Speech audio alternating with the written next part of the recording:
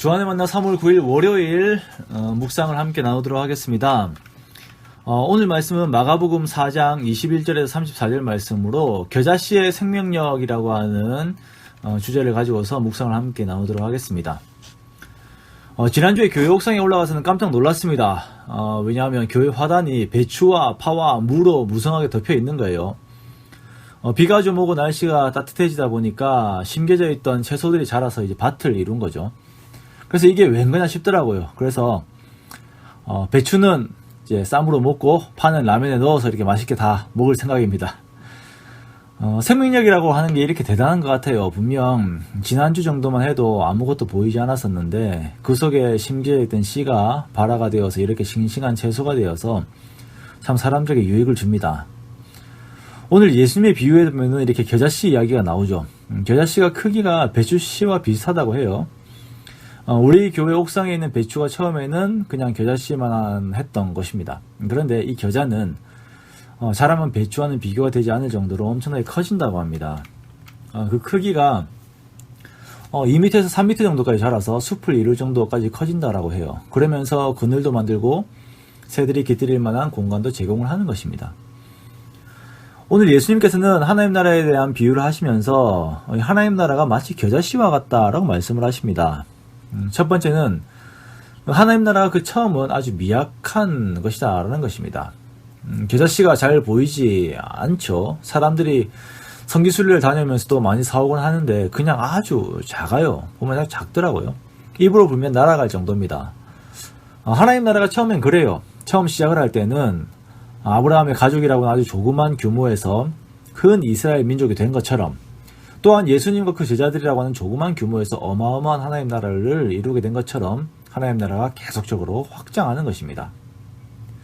이러한 하나님 나라의 속성은 단지 역사적으로만 이렇게 이루어지는 것이 아니라 우리의 삶에서도 이런 성격으로 이루어집니다.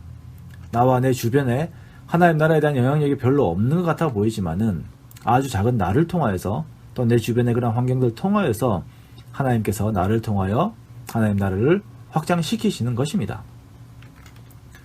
두 번째로 겨자씨로 말씀하신 하나님 나라의 특징은 생명력입니다. 앞에서도 교회 옥상에 난 채소들에 대한 말씀을 드렸습니다만 이스라엘에서 고고학 유물이 발굴이 되면서 대추 겨자씨가 발견된 적이 있었습니다. 이것이 약 2000년 정도 전에 이렇게 된 것인데 그것이 발화가 되면서 사람들을 놀래킨 적이 있어요. 이만큼이나 생명력은 대단한 것입니다. 하나님 나라의 지속적인 생명력이 있는데요. 그것은 바로 예수 그리스도, 교회의 머리가 되시고 교회의 중심이 되시는 예수 그리스도라고 하는 생명력 가운데서 하나님 나라는 끊임없이 그 생명력이 힘을 발휘하는 것이죠. 그렇기에 계속적으로 성장하고 확장하고 결코 무너지는 일이 없는 것입니다. 우리가 신앙생활을 하다 보면은 마치 하나님의 나라가 그리고 내 속에서 있는 하나님의 영향력이 저하되고 없어지는 것 같은 느낌을 받을 때들이 있습니다만 하나님 나라를 근본적으로 하나님 나라는 생명력이 충만한 성격이라는 것을 절대 잊어서는 안 될 것입니다. 내 심적으로는 하나님 나라가 그 성격들이 약해지는 것처럼 보일 때들이 있습니다만 주님 오실 때까지, 정말 추수할 때가 이를 때까지 계속적으로 확장되고 자라는 것이 바로 하나님 나라인 것입니다. 마지막으로 겨자씨가 자라면 나무가 되어 숲을 이룹니다. 하나님 나라의 생명력과 확장에 대한 이야기들을 계속 하고 있는데요. 그렇다면 이 하나님 나라가 존재하는 목적은 무엇인가, 존재의 목적은 무엇인가 라는 질문을 던질 수 있습니다. 그것은 예수 그리스도 안에서의 안식과 쉼입니다.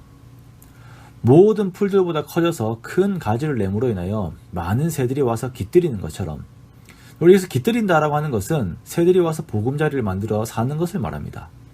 그런 것처럼 정말 모든 하나님 나라는 그 속에 안식과 쉼이 있는 것입니다. 하나님 나라는 이런 성격을 가지고 있습니다. 교회도 마찬가지고 또한 우리의 가정이라고 하는 작은 교회도 마찬가지입니다. 예수 그리스도라고 하는 생명력으로 가득하여서 성장한 교회는 그 속에 쉼이 필요한 영혼들이 예수 그리스도 안에서 안식을 누리는 그러한 공간이 되어야 하는 것입니다. 뜨거운 햇볕에 괴로움과 같은 많은 죄짐을 지고 있는 자들이 주님 앞에 나와 그것들을 다 내려놓고 그늘과 같은 주님의 품에서 안식을 누리게 하는 역할을 교회들이 감당해야 하는 것입니다. 사랑하는 성도 여러분, 우리가 하나님 나라에 대한 기대를 계속 가지고 있어야 할 것입니다. 계속 자라고 그 생명력을 유지하는 그 특성 말입니다. 내 감정은 위축되고 나와 내 주변에 그리스도의 생명력이 마치 없어지는 것과 같은 그런 마음이 든다 하여도 실제적인 하나님 나라는 그렇지 않음을 성경 말씀을 토대로 하여서 믿고 주님 안에서 활력을 되찾는 저와 여러분 되시기 원합니다. 그리고 또한 많은 영혼들이 깃들어 쉼을 얻을 수 있도록 그런 교회와 기독교 사회가 될 수 있도록 주님 앞에서 사명을 다하여서 주의 일을 감당하는 저와 여러분이 되시기 원합니다.